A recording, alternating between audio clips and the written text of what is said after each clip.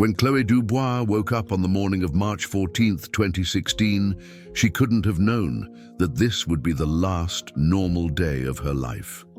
The spring sun shone through the white curtains of her bedroom in the quiet street of Freiburg im Breisgau, where she had been living with her husband Nathan for 5 years.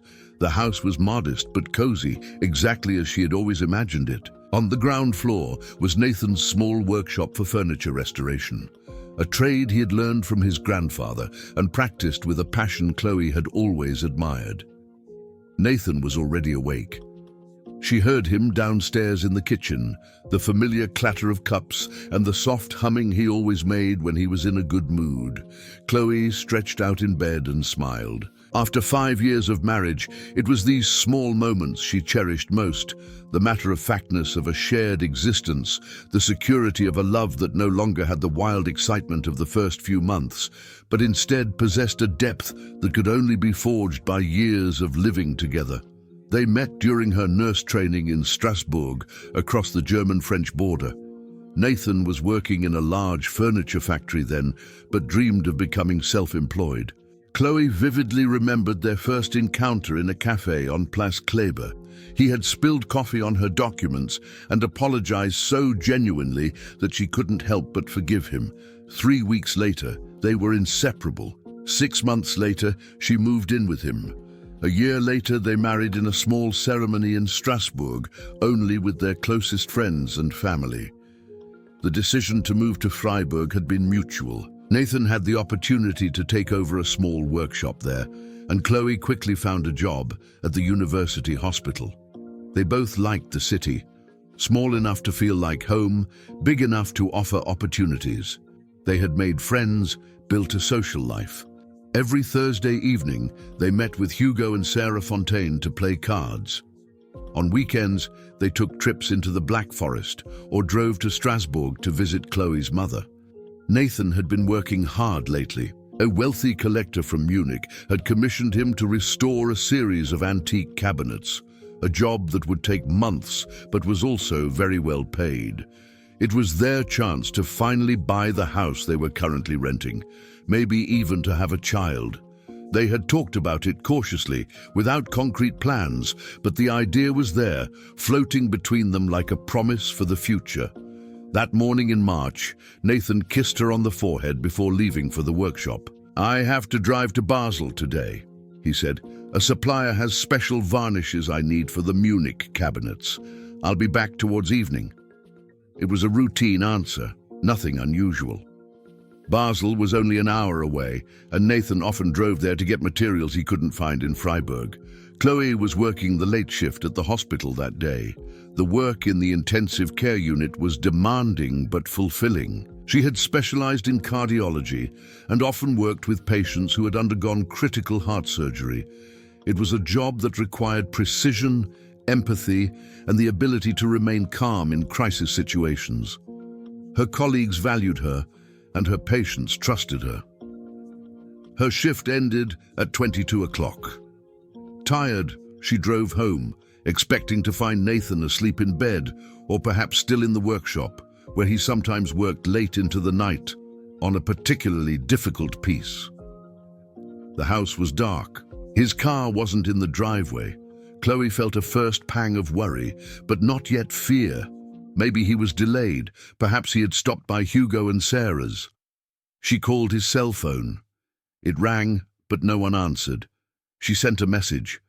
"Where are you? Don't make me worry." No reply. She called Sarah. No, they hadn't seen Nathan. Hugo offered to come over, but Chloe declined. It was late. Surely Nathan would walk through the door any moment, have a plausible explanation, and apologize for the delay. At midnight, she called the police. The officer on the phone was polite, but not particularly concerned. "Adult men don't just disappear," he said. "Maybe a misunderstanding, a forgotten appointment, a dead cell phone battery. Come to the station tomorrow morning if he hasn't appeared by then, and we'll take a formal missing person report." Chloe spent the night sleepless on the sofa, the phone next to her, starting every time a car drove by outside. The next morning, Nathan was still gone. Chloe drove to the police station, filled out forms, and submitted photos. The police were more serious now, starting to ask questions. Were there problems in the marriage? Did Nathan have debts? Had he been acting strangely lately? Chloe denied everything. Their marriage was happy, Nathan had no financial problems, and they hadn't argued. The police began an investigation, contacting hospitals, checking accident reports, and speaking with the supplier in Basel. Yes, Nathan had been there the day before, picked up the varnishes around 2 o'clock in the afternoon, and left. After that, his trail vanished. The following days were a nightmare in slow motion. Chloe couldn't work, could barely eat or sleep. Sarah stayed with her, cooked, spoke softly to her, and held her hand. The police expanded the search. Nathan's photo appeared in local news, in newspapers, and on posters on street corners. Friends and neighbors organized search parties, combing the forests around Freiburg, asking in shops and gas stations. No trace. It was as if the earth had swallowed him whole. 3 weeks after Nathan's disappearance, Chloe received a call that changed everything. The police had found his car, abandoned in a parking lot on the A5 motorway south of Basel, near the Swiss border. The car was unlocked, the key was in the ignition, and Nathan's wallet was on the passenger seat. His cell phone was not there. Near the parking lot, a steep slope led down to the Rhine River. The police organized divers and searched the river. They found nothing. But the investigators' conclusion was clear. Nathan had committed suicide, and his body had been carried away by the river, perhaps as far as Rotterdam, into the sea. It happened that bodies were never found, especially in winter when the water was cold and flowed quickly. Chloe refused to believe it. Nathan hadn't been depressed. He had plans, dreams, hopes. It made no sense, but the police had no other explanation. No crime, no evidence of an abduction, no motive. A tragic case, they said. We are sorry. The investigation was closed after 2 months. There was no body, no funeral, only a memorial service in the small church of Freiburg, attended by 100 people, friends, colleagues, relatives. Chloe stood at the front, in a black dress, hearing the priest's words as if through cotton. Nathan Moreau, loving husband, talented craftsman, taken from us far too soon. The insurance company initially refused to pay out the life insurance. No body, no proof. But after a year, when Nathan was officially declared dead, the money came. 100,000 euros. It felt like blood money. Chloe didn't touch it, leaving it in a separate account, unable to bear the thought of spending it. It was as if spending it would be accepting Nathan's death, and she wouldn't do that. The first few months after Nathan's disappearance were the worst.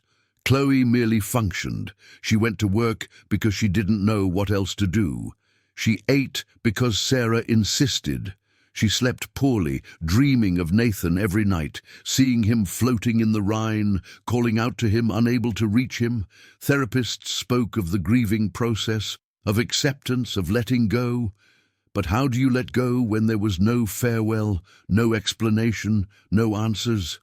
Sarah and Hugo were her salvation. They didn't leave her alone, dragged her out of the house, forced her to participate in life. Slowly, over months and years, Chloe learned to live with the pain. It never disappeared. It just got quieter, a constant background noise in her life. She sold the house in Freiburg, too many memories, and moved into a small apartment downtown. She worked a lot, taking double shifts, distracting herself. She started reading again, sometimes went to the cinema, and met up with friends. It wasn't a happy life, but it was a life. 7 years passed. Chloe was 37 now. She had tried dating a few times. Sarah had insisted on signing her up for a dating app, but it felt wrong, like a betrayal. The men were nice, polite, and interested, but Chloe found no connection. It was as if a part of her had ceased to exist with Nathan in the Rhine. She had resigned herself to being alone. Perhaps that was her destiny. Perhaps Nathan had been the great love of her life, and you only got that once. One Friday evening in April 2023, Chloe was sitting on her sofa, a glass of red wine in hand, her phone on her lap. She had no plans for the weekend, no energy to go out. Out of boredom, she opened Tinder, the dating app she hadn't used in months. She scrolled through profiles without real interest. Men in their 40s who played sports, traveled, and had hobbies. They all looked the same, wrote the same things. She was about to close the app when her thumb stopped on a photo. Her heart skipped a beat. The face on the screen was older, the beard longer, the hair shorter. But the eyes, she knew those eyes. She had looked into those eyes 1,000 times, had lost herself in them, had studied them in his sleep. This was not possible. This couldn't be. But it was. With trembling hands, she clicked on the profile. The name was different.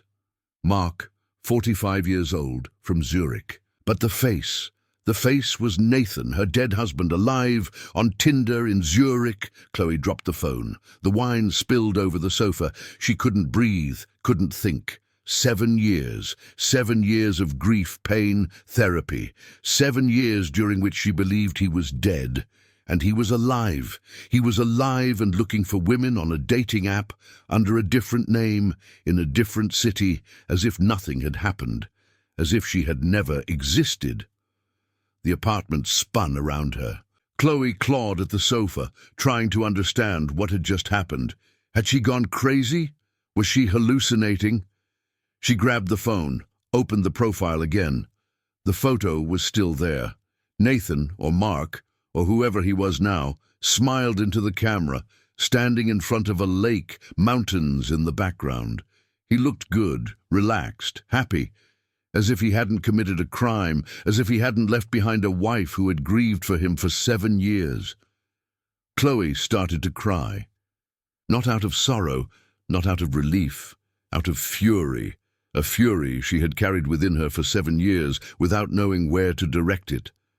A fury that now had a target, a name, a face, an address, maybe. She wiped her tears, stared at the phone, and at that moment she made a decision. She would find him. She would find out what had happened, why he had left, why he had let her suffer, and then he would pay. For every single day of the last 7 years, she would see to that. The night was endless. Chloe sat on the sofa, phone in hand, staring at the profile. Mark, 45 years old, Zurich. She had taken screenshots, dozens of them, fearing the profile might disappear, prove to be a hallucination, a product of her overtired mind. But the images were real. Nathan was real, alive. She zoomed in on every photo, looking for details, for evidence. There was the small mole on his left ear that she had kissed 1,000 times, the way his right eyebrow slightly arched when he smiled, the thin scar on his chin from a childhood accident. There was no doubt. This was Nathan Moreau, her husband, the man she had buried without a body, the man she had grieved for 7 years. But who was Mark?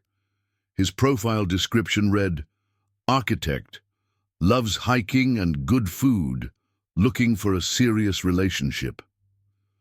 Architect? Nathan had been a furniture restorer. Had he retrained? Or was this simply a lie, another layer in a life that was apparently completely invented? The photos showed him in different places.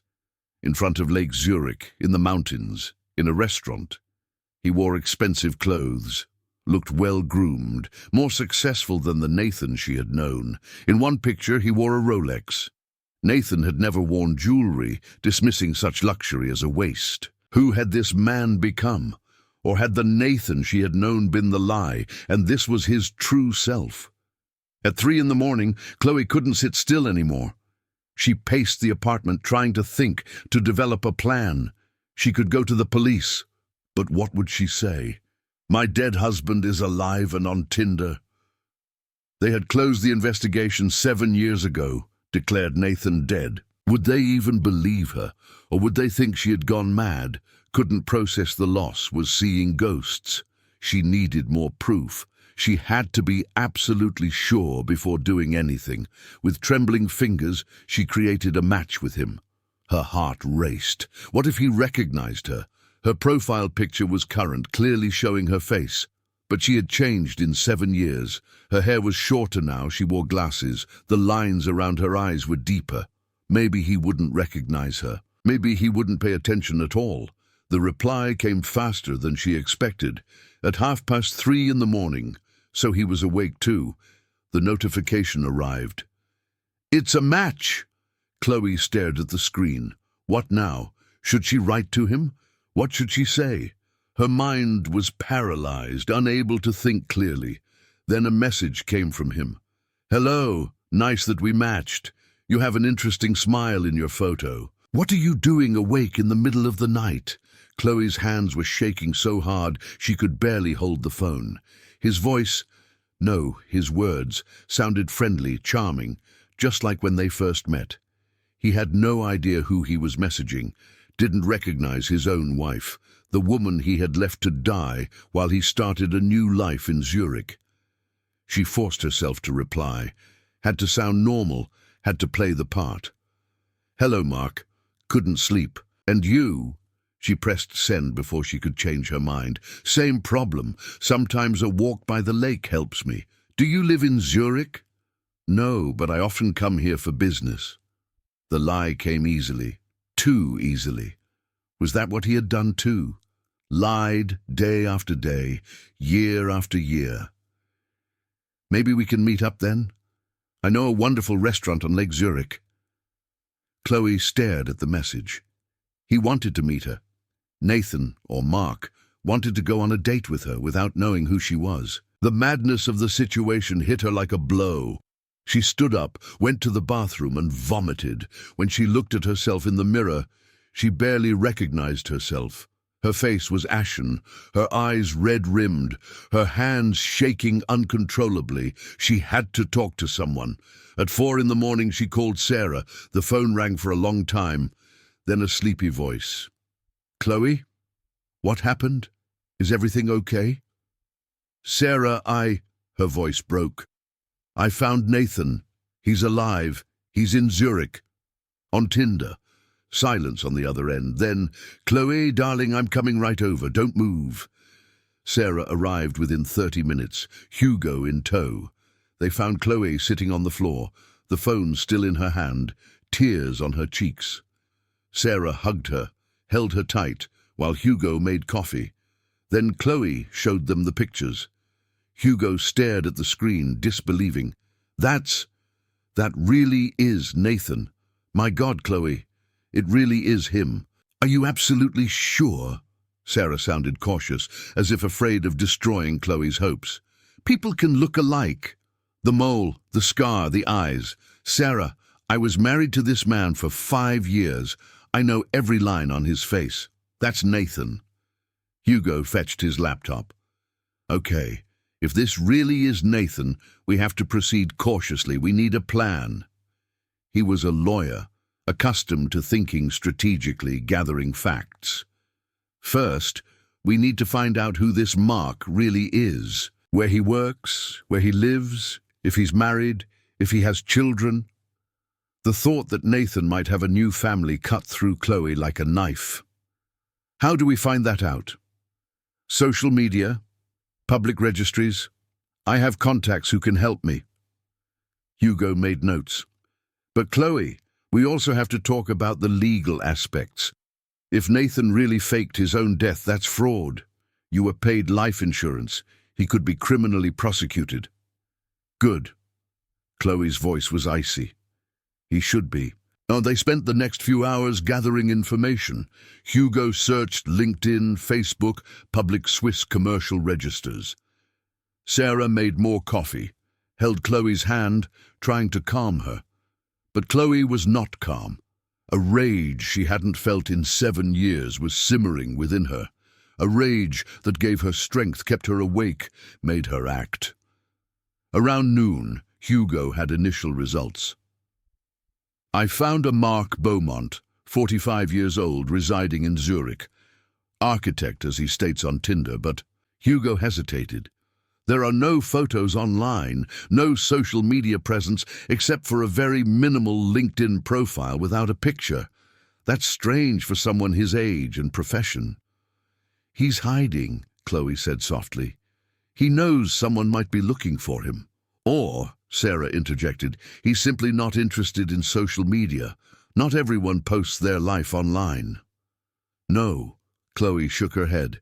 Nathan was always cautious about his privacy. Even back then, he didn't have Facebook, no Instagram. He said he didn't like his life being documented. I thought it was just his way. But now, she stopped. Now she knew it had been part of his plan. Leave no digital trace. Let no one know anything about him. Hugo found an address, an apartment in Zurich, Enge, a wealthy district near the lake. Rent there cost a fortune. Where did Nathan get the money? His workshop in Freiburg had been doing well, but not well enough for a luxury apartment in Zurich. We have to go to the police, Hugo finally said. This is too big for us. If he really faked his death, if he committed insurance fraud, that's a matter for the authorities. Not yet. Chloe's voice was firm. First, I have to see him, look him in the eyes. I need to know why he left me, why he let me suffer. I need to understand. Chloe, that's not a good idea. Sarah sounded worried. We don't know what he's been doing these 7 years. We don't know if he's dangerous. He's Nathan, my Nathan. He would never hurt me. You thought that before he left you for dead and started a new life, Hugo pointed out. But Chloe's decision was final. She would go to Zurich. She would meet him. And she would find out the truth, whatever the cost. The hunt had begun. The train to Zurich departed at 9 in the morning. Chloe sat by the window, watching the landscape pass, but taking none of it in. In her bag was her phone, and on it the last message from Mark. How about tomorrow evening, Restaurant Belvoir, 8 o'clock? I look forward to meeting you. Sarah had offered to come along, but Chloe had refused. This was something she had to do alone. Hugo had given her a list of instructions. Don't go into closed rooms alone with him. Always let someone know where she was. Call the police immediately in an emergency. She had nodded, agreed. But inwardly she knew she wouldn't follow any of those rules. This wasn't about safety. It was about truth. She had booked a hotel room in Zurich, only 5 minutes from the restaurant. She walked through the city all day, trying to calm down, to organize her thoughts. Zurich was beautiful, clean, expensive. On every corner, she saw watch stores, banks, people in expensive suits. Was this the world Nathan had fled to? A world of money, anonymity, new beginnings? At 7 in the evening, she went back to the hotel, showered and changed. She had chosen a black dress, simple but elegant. Not too noticeable, but also not too inconspicuous. She wanted him to look at her. She wanted to see if anything flickered in his eyes, a memory, a realization. She did her makeup carefully, her hands trembling. Restaurant Belvoir was right on Lake Zurich, with a view of the mountains. It was exactly the kind of place Nathan would have avoided. Too expensive, too pretentious. But Mark seemed comfortable here. The waiter led her to a table by the window. Monsieur Beaumont is not here yet, he said politely. May I bring you something to drink already? A glass of white wine, please. Her voice sounded surprisingly calm. Inside, she was a wreck. She waited. 5 minutes, 10, 15. Had he not come? Had he recognized her, fled? Then she saw him. He came through the door, spoke briefly with the waiter, scanned the room. His gaze fell on her and he smiled. The smile she had seen 1,000 times, the smile she had loved. He came to her table and Chloe's heart hammered so loudly she was sure he must hear it. It was him, without a doubt. Older, better groomed, but it was Nathan. Her Nathan. The man she had thought was dead. Chloe? His voice. The voice she had heard at night in her dreams.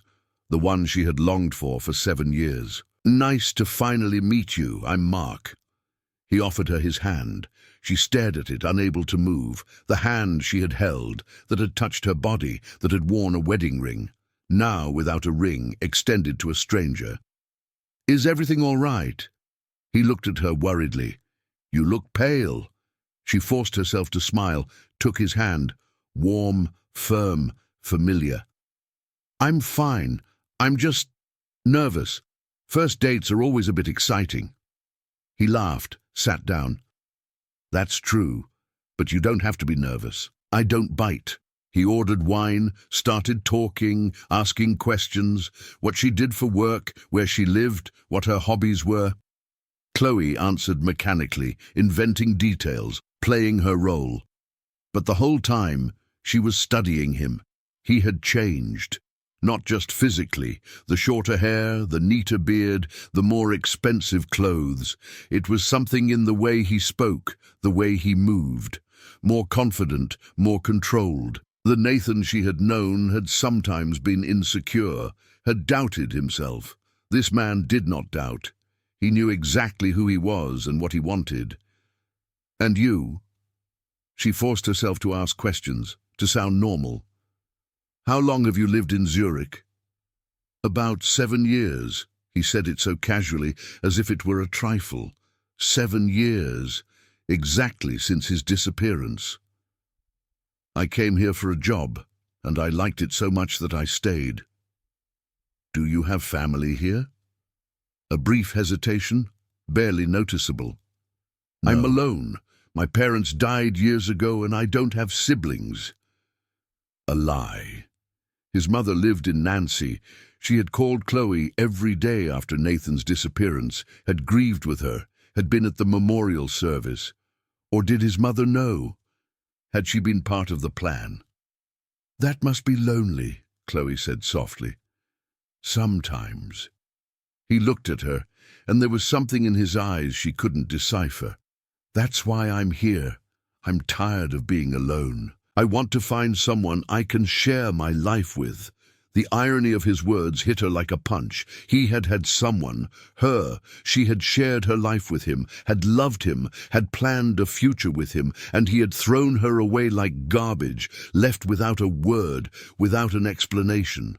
The food arrived, but Chloe could barely swallow a bite. Nathan, Mark, talked about his work, about projects he was working on, architecture. He spoke about it as if it had been his profession for years. Had he really studied? Or was it all just another lie, a facade as carefully constructed as the furniture he used to restore? "You're very quiet," he remarked after a while. "Is everything really okay?" Chloe forced a smile. "I like to listen. Tell me more about you. Have you ever been married?" Again that hesitation. "No. I've been in a few long-term relationships, but I've never married. I guess I just haven't found the right one yet." Another lie. They had been married. Before a priest, before God, before 100 witnesses. Or did that not count anymore when you faked your own death? Did the marriage automatically become null and void in his mind? The evening dragged on. Nathan was charming, attentive, just like before. He made jokes that made her laugh, asked thoughtful questions, and listened when she answered. It was as if she were meeting her husband for the first time, or a stranger playing the role of her husband. When the waiter brought the bill, Nathan reached for it. "Let me take care of this. I invited you." "Thank you." Chloe watched as he pulled out a credit card. Mark Beaumont was written on it. A real credit card, a real bank account, a real life. How had he done it? How did one simply disappear, assume a new identity, and live for 7 years without being discovered? It had grown cool outside. The lake lay dark and calm, the city lights reflecting in the water. Nathan, she couldn't stop calling him that even in her thoughts, offered to walk her back to her hotel. "That's not necessary," she said quickly. "I insist. It's late, and a woman shouldn't walk through the city alone." They walked side by side, their shoulders nearly touching. It was surreal. How often had they walked like this in Freiburg, hand in hand, laughing, planning? And now they walked as strangers through Zurich, and he had no idea who she really was. They stopped in front of the hotel. "I had a wonderful evening," Nathan said. "May I see you again?" Chloe looked at him, really looked, searching in his eyes for something, anything, that told her he knew, that he was lying, that he remembered. But there was nothing, only genuine interest, hope, maybe even the beginning of affection. "Yes," she heard herself say, "I'd like to see you again." He smiled, leaned in, and kissed her on the cheek. "Just like on their first date, all those years ago in Strasbourg. I'll call you tomorrow. Sleep well, Chloe." She watched him walk down the street, hands in his pockets, whistling. He always whistled when he was happy. She stood there until he turned a corner and disappeared. Then she went into the hotel, took the elevator to her room, locked the door, collapsed onto the bed, and cried. Cried for the man she had lost, cried for the 7 years she would never get back, and cried because he hadn't recognized her. After everything she had been through, after everything they had meant to each other, he had looked into her eyes and seen a stranger. That night, Chloe decided she didn't just want answers. She wanted him to pay. For every day, for every tear, for every sleepless night. The hunt was over. Now the revenge began. Chloe did not return to Freiburg immediately. She called the hospital, reporting sick for a week. Her supervisor was concerned. Chloe hadn't taken a single sick day in 7 years, but she didn't ask questions. Sarah called 3 times a day, wanting to know how she was, if she was safe. Hugo sent messages with updates. He had hired a private detective to investigate Mark Beaumont's life in Zurich. But Chloe didn't need a detective. She had something better. Nathan's trust. Or rather, Mark's trust. The next day, he called as promised. "Good morning, beautiful woman. I can't stop thinking about last night. Do you have time tonight? I'd like to show you Zurich." She accepted.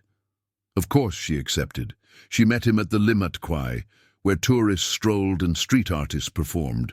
Nathan wore jeans and a casual shirt, looking younger than at dinner, more relaxed. He hugged her in greeting, and Chloe had to force herself not to pull away. His hugs belonged to her, not to this invented persona she was portraying. He led her through the old town, showed her churches and squares, telling stories about the city. He was knowledgeable, had obviously spent years here, building a life. They walked along Bahnhofstrasse, one of the most expensive shopping streets in the world, past shops selling watches for 100,000 francs. Nathan stopped in front of a jeweler's shop, examining the displays. "Do you like jewelry?" he asked. "Not particularly." A lie. She had loved jewelry. Nathan had given her a delicate gold necklace for their first wedding anniversary, which she had worn for years until she couldn't bear to look at it after his disappearance. It now lay in a drawer, along with the photos she couldn't look at anymore. "Me neither," he said. "Seems like a waste of money to me, but my job often brings me into contact with people who value such things." She seized the moment. "Tell me about your job." "What exactly?"